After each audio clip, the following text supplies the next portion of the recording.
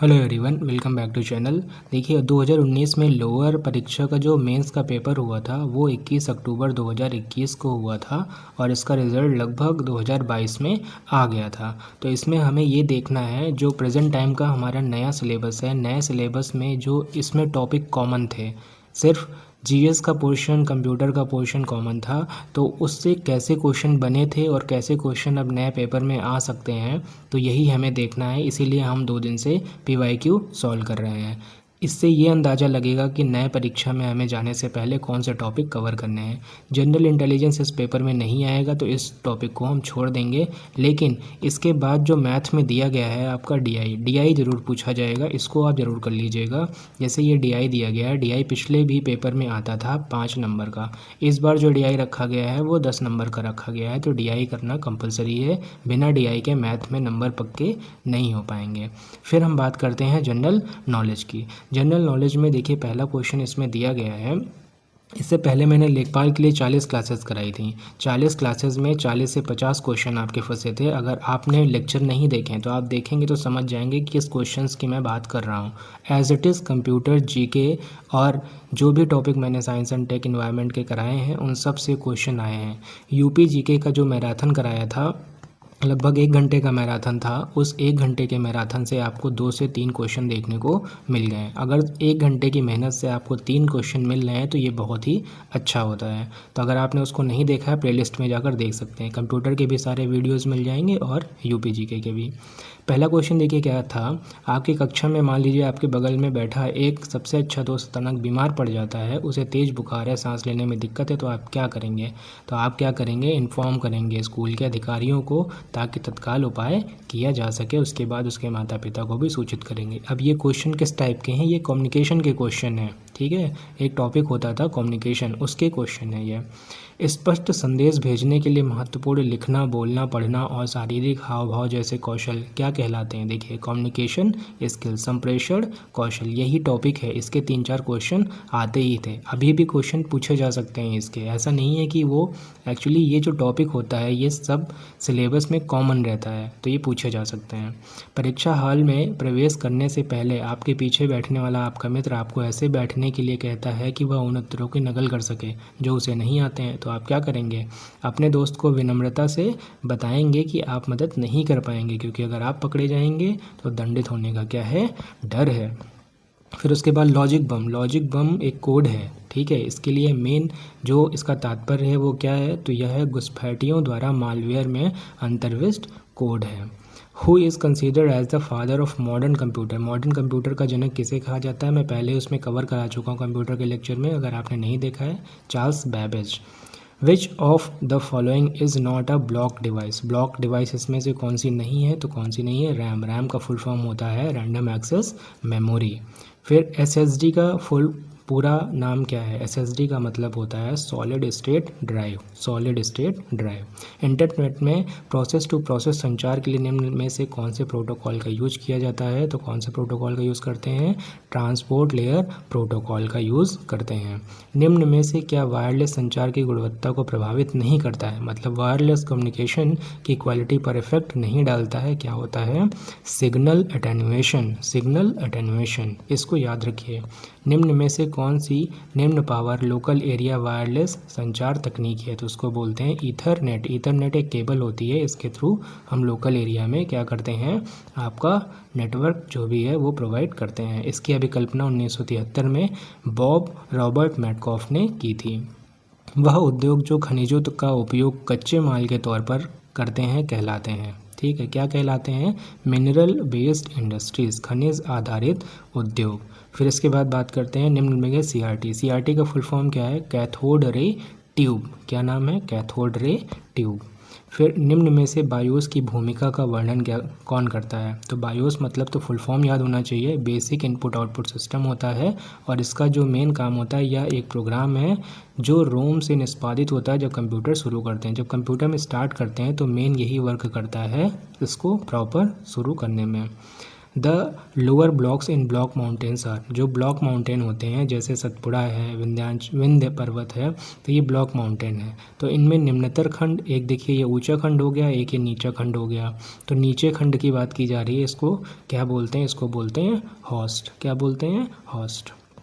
ठीक है, जर्मनी का अगर आपको कोई पता है तो आप उसका नाम बताइए जो ब्लॉक माउंटेन वहाँ का कहा जाता है, बहुत ही फेमस है। लौह अयस्क की महत्वपूर्ण खदान कुद्रेमुख, कुद्रेमुख कहाँ पर है, कर्नाटका। किस लिए फेमस है, क्योंकि वहाँ पर मैग्नेटाइट बहुत ही अच्छी मात्रा में पाया जाता है, जो कि लौह का एक अयस्क होता है। निम्नलिखित में से कौन सा उद्योग टेलीफोन, कंप्यूटर आदि के निर्माण करता है, तो कौन सा है जो निर्माण करता है, वो है इलेक्ट्रॉनिक्स। आपको पता है इलेक्ट्रॉनिक्स के द्वारा ही टेलीफोन संचार संभावित है। निम्न श्रेणी का भूरा कोयला कहलाता है, भूरा कोयला लिग्नाइट होता है। ठीक है, कोयले का 4 टाइप में डिवाइड किया गया है, एंथ्रेसाइट, बिटुमिनस, लिग्नाइट और पीट। तो भूरा कोयला बोला जाता है लिग्नाइट को। फिर भारत के उत्तर पश्चिमी भाग में निम्न में से किस एक के कारण शीतकाल में वर्षा होती है, तो क्या होता है, पश्चिमी विक्षोभ, वेस्टर्न डिस्टर्बेंस। और जो मानसून आता है वो आता है दक्षिणी पश्चिमी मानसून के थ्रू। मालविकाग्निमित्रम पुस्तक किसने लिखी थी, तो कालिदास ने लिखी थी। कालिदास की पुस्तकें याद करके रहिए, ये बहुत ही ज़्यादा पूछी जाती हैं। मालविकाग्निमित्रम कालिदास, 10 कुमार चरित, दांडी, स्वप्नवासु दत्ता, महाकवि भास, किरातार्जुनीयम, भारवी। फिर शुष्क मृदा जिसमें ठोस तथा छिद्र दोनों शामिल हैं का एक इकाई आयतन द्रव्यभार कहलाता है। क्या कहलाता है, both particle density and bulk density. निम्न में से किन चट्टानों के स्तरों में खनिज निक्षेपित तथा संचित होते हैं, तो किसमें होते हैं, सेडिमेंट्री। अवसादी चट्टानें जो होती हैं उसमें खनिज पाए जाते हैं। फिर देशांतरण की आबादी की संख्या विस्तार और संयोजन को बदल सकता है, कौन बदल सकता है, बोध। प्रस्थान भी बदल सकता है, मतलब माइग्रेशन भी बदल सकता है, आवागमन जो होता है वो बदल सकता है। लंदन से इंडियन सोशोलॉजिस्ट का प्रकाशन किसने किया था, तो लंदन से अगर बात करते हैं तो किसने प्रकाशित किया था, श्यामजी कृष्ण वर्मा ने प्रकाशित किया था। फिर शेरशाह सूरी का वास्तविक नाम फरीद हुआ करता था और इनका जो मकबरा है वो कहाँ पर है, सासाराम में है। 1556 में पानीपत का द्वितीय युद्ध किनके मध्य लड़ा गया था, तो अकबर और हेमू के मध्य लड़ा गया था। तृतीय युद्ध भी याद रखिए, 1761 में मराठों और अहमद शाह अब्दाली के बीच में लड़ा गया था। पहला बहुत फेमस है, 1526 में बाबर और इब्राहिम लोदी के मध्य लड़ा गया था।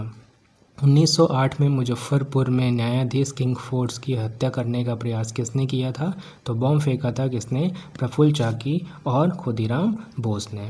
फिर उसके बाद मॉन्टफोर्ट सुधारों की सबसे महत्वपूर्ण विशेषता क्या थी, तो क्या थी, both distribution of power between centre and provinces and dyarchy in provinces. ठीक, इसको देख लीजिएगा, ये बहुत ज़्यादा इंपॉर्टेंट है। इसको बोला जाता है 1909 का जो एक्ट था, सॉरी मॉन्टफोर्ट है तो ये किसका था, भारत शासन अधिनियम 1919 जो आपका लाया गया था। जो 1909 था वो मॉडले मिंटो रिफॉर्म था।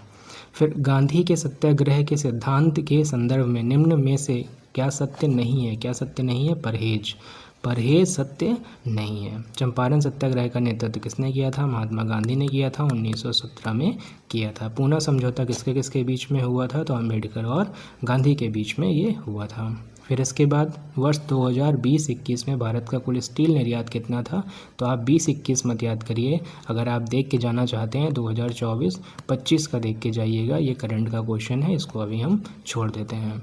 आर्थिक सर्वेक्षण किसके द्वारा प्रकाशित किया जाता है, तो मिनिस्ट्री ऑफ फाइनेंस के द्वारा किया जाता है। 10 रुपये के नोट पर किसका हस्ताक्षर होता है, तो किसका होता है, आरबीआई गवर्नर।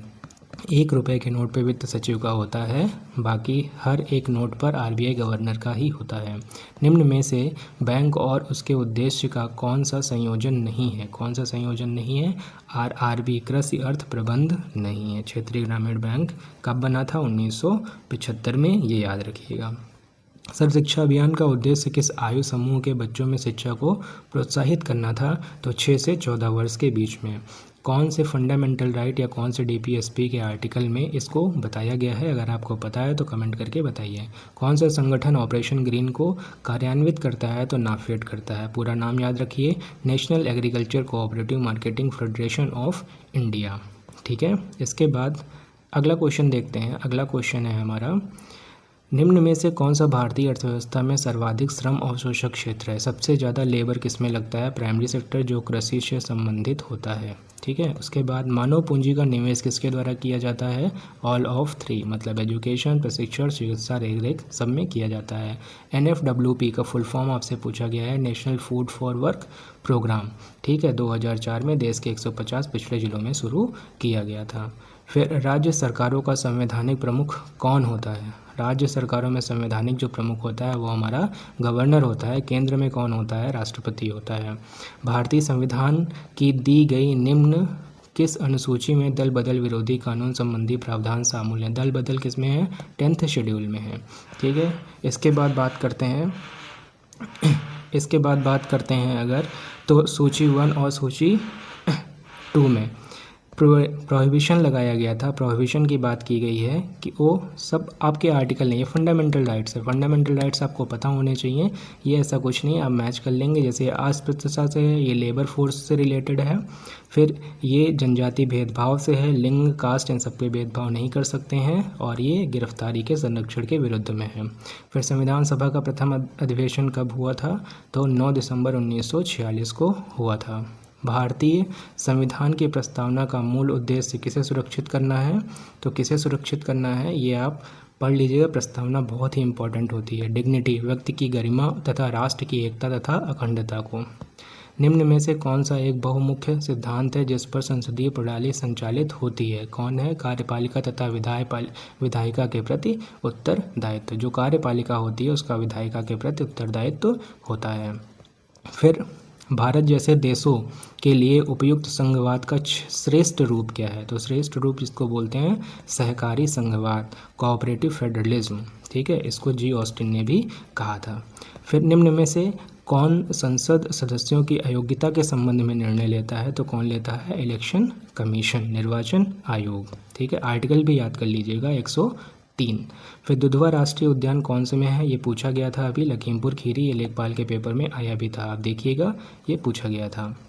फिर इसके बाद आम की लंगड़ा किस्म। लंगड़ा किस्म कहाँ से आती है? वाराणसी में लंगड़ा किस्म बहुत ही फेमस मानी जाती है। ये अलग अलग किस्में दी गई हैं, ये पूछी जाती हैं, आप देख लीजिएगा, इम्पॉर्टेंट है। फिर उसके बाद कुछ मैच ऑफ द फॉलोइंग करने हैं हमें, तो इसमें कौन सा असंगत है, कौन सा इनकरेक्ट है, बस हमें देखना है। और परमाणु जो संयंत्र है, इलेक्ट्रिक पावर प्लांट, वो लखनऊ में नहीं है। ये कहाँ पर है परमाणु वाला? बस एक ही है उत्तर प्रदेश में, जो है नरौरा में। ठीक है, इसको याद रखिएगा। जनगणना 2011 के अनुसार राज्य के सर्वाधिक और न्यूनतम जनसंख्या वाले जिले कौन से हैं? इलाहाबाद और महोबा। फयाज खान द्वारा स्थापित रंगीला घराना, रंगीला घराना याद रखिए आगरा में है। ठीक है, एक व्यक्ति की ईमानदारी, सम्मान, न्याय और दूसरों की मदद करना सभी क्या हैं? मॉरल वैल्यूज़ हैं, जो आप भी करते हैं। महिलाओं की सामाजिक और आर्थिक रूप से सशक्त बनाने में मदद कौन करता है? महिलाओं को शिक्षित, मतलब जितना एजुकेट करेंगे उतना ही वो सामाजिक और आर्थिक रूप से क्या होंगी? सशक्त बनेंगी।